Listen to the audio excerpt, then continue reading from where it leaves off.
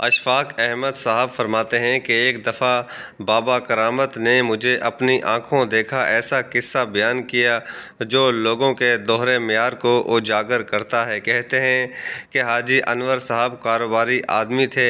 انہیں کاروبار کی اونچ نیچ ٹھنڈا گرم سب معلوم تھا۔ شہر کے لوگ حاجی صاحب کو گواہ بنا کر کسی کو ادھار دیتے یا پھر لیتے تھے۔ اللہ نے حاجی انور کو بڑی عزت سے نوازا تھا۔ لوگ آتے جاتے سلام کرتے۔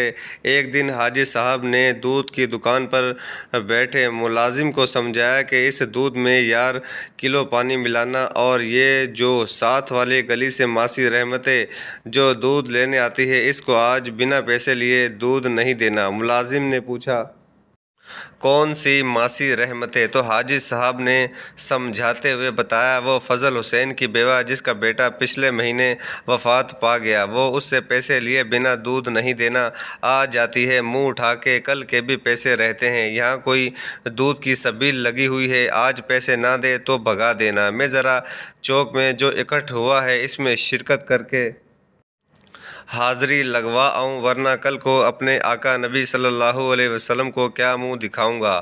حاجی صاحب کا دودھ بڑا وسیع کاروبار تھا، جتنا دودھ لاتے وہ سارے کا سارا بک جاتا، لیکن اکثر اوقات کسٹمر کو شام کے وقت خالی ہاتھ جانا پڑتا۔ حاجی صاحب نے اس کا حل نکالا اور بڑی چالاکی سے بھینس کے دودھ میں گدھی کا دودھ شامل کرنا شروع کر دیا، مگر آج تک کسی کو کانوں کان خبر تک نہ ہوئی۔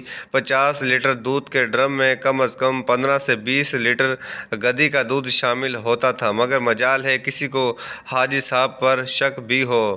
دودھ مکس کر کے پھر وہ دودھ کے ڈرم کو گرم کرتا تھا اور پھر پورے شہر میں دودھ فروخت ہوتا تھا۔ شہر بھر میں لوگ حاجی صاحب کے دودھ کو بہت پسند کرتے تھے، اور اس بات پر حاجی صاحب اللہ تعالیٰ کا لاکھ لاکھ شکر ادا کرتے تھے کہ یا اللہ تو نے میرا پردہ رکھا ہوا ہے۔ مگر ایک دفعہ اس شہر میں ایک بڑھیا آباد ہوئی جس کے سارے بال سفید تھے اور وہ کافی بڑی عمر کی عقل مند خاتون تھی۔ اس نے چائے بنانے کے لیے حاجی صاحب کی دکان سے دودھ خریدا۔ گھر میں جا کر چائے بنائی تو پہلے ہی گھونٹ سے اس نے دعویٰ کیا کہ یہ دودھ بھینس یا گائے کا نہیں بلکہ اس میں کھوتی کا دودھ شامل ہے۔ جب اس بڑھیا نے اس بات کا واویلا کیا تو کسی نے پوچھا کہ آپ کو کیسے پتہ چلا؟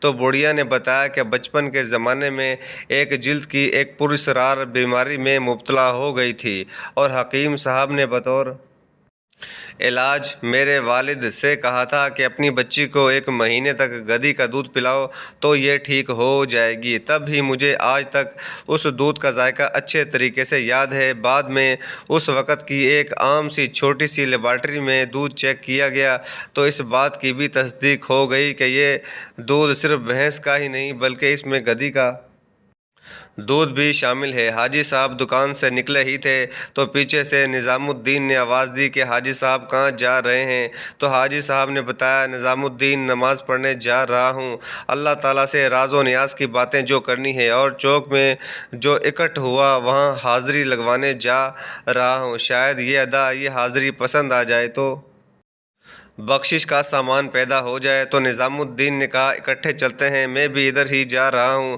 نظام الدین اور حاجی صاحب ایک ساتھ چوک کی طرف پیش قدمی کی تو حاجی صاحب نے دریافت کیا اور سنائیں گھر بار سب ٹھیک ہے؟ تو نظام الدین نے بتایا کہ اللہ کی بہت مہربانی ہے، ایک بیٹا تو خیر سے سعودی عرب سیٹ ہو گیا ہے، مہینے کا تقریباً 1 لاکھ روپیہ بھیج دیتا ہے، اور وہ بھی اپنا خرچہ نکال کر۔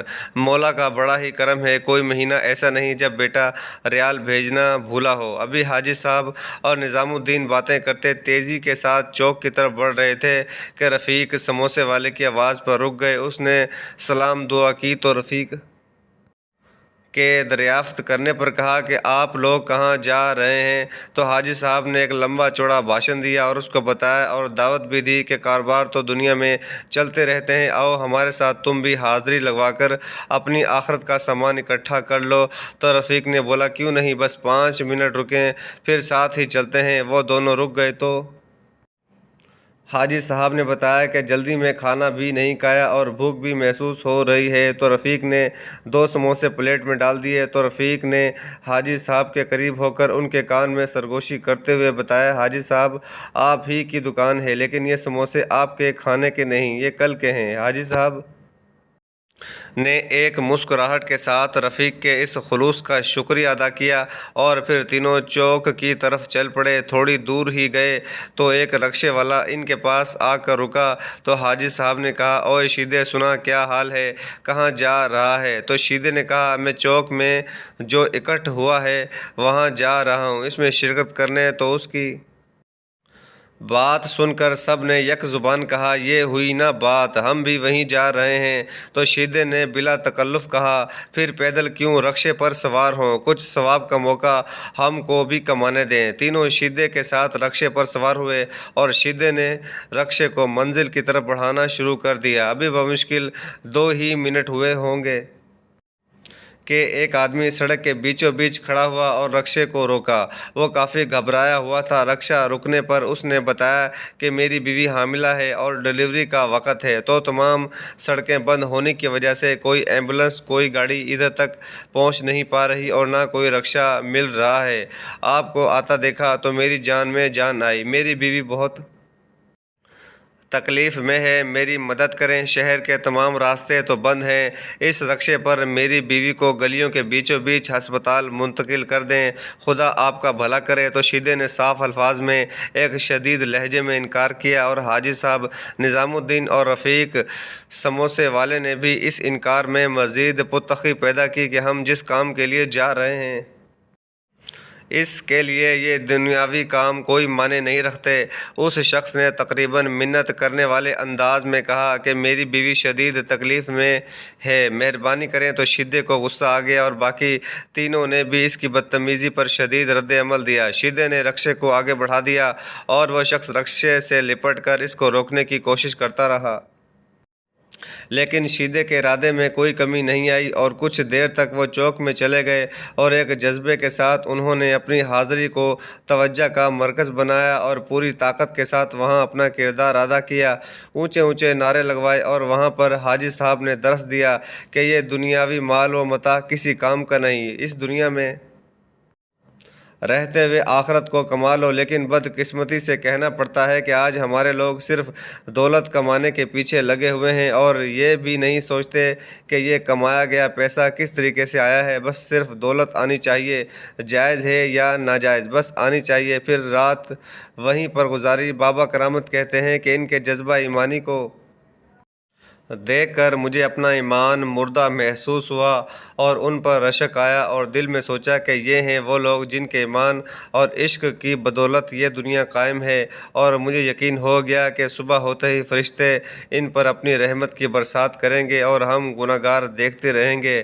خدا کے فضل سے اگلا دن بھی چڑھ گیا۔ حاجی صاحب اور دیگر لوگ جوش و خروش سے اٹھے اور فجر کی نماز ادا کی، پھر بس وہی دنیاوی باتیں۔ ابھی تقریباً 6:30 بجے کا ٹائم ہوا ہوگا کہ ایک بوڑھی خاتون اور اس کے ساتھ کوئی 80-70 بندے مسجد کے دروازے کے باہر آئے، تو ایک قرآن پڑھنے والا طالب علم دوڑا دوڑا مسجد کے اندر آیا اور امام صاحب سے کہا کہ استاد جی، حاجی صاحب یہاں پر ہیں، کوئی دودھ والے ان کو باہر کچھ لوگ بلا رہے ہیں۔ جب حاجی صاحب اور دیگر نمازی حضرات سارے باہر گئے تو اس بوڑھی عورت نے غصے سے حاجی صاحب سے کہا کہ وے حاجی، ظاہری چولا ہور پایا ہو تہی تے اندرو ہور۔